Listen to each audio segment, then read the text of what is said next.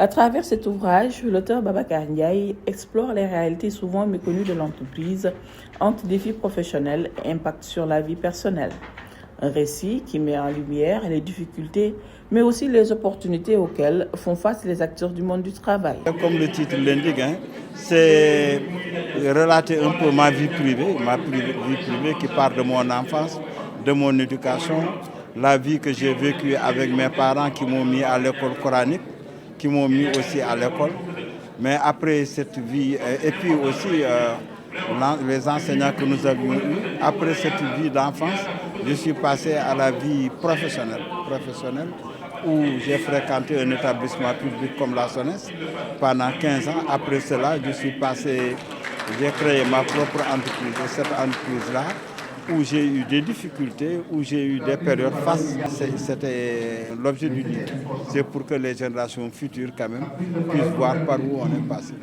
La rencontre a réuni des personnalités du secteur économique, du milieu académique, ainsi que des passionnés de lecture venus échanger autour de la thématique et encourager l'auteur dans cette nouvelle aventure littéraire. En te lisant, on découvre l'histoire d'un enfant de Saint-Louis, élevé dans une éducation rigoureuse, entre un père pêcheur et une mère au foyer, modèle de détermination et de courage, tout dévoué pour la réussite de ses enfants.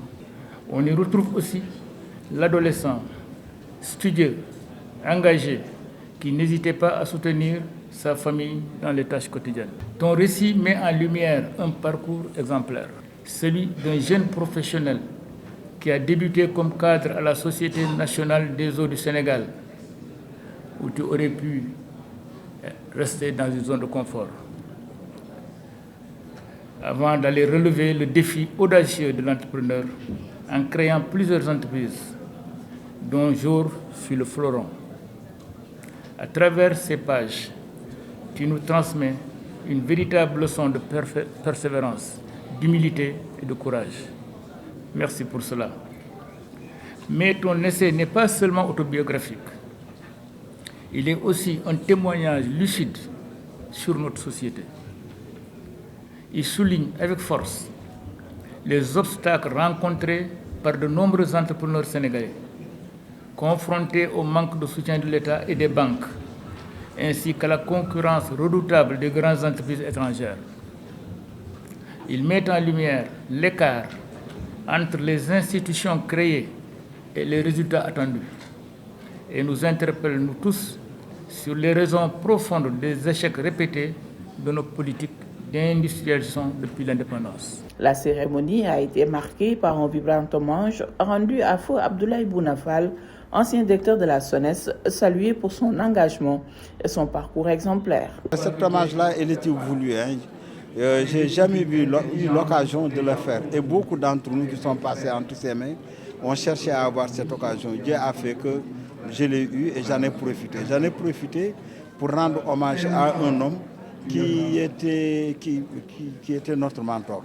C'est lui qui nous a recrutés à la SONES, qui nous a encadrés.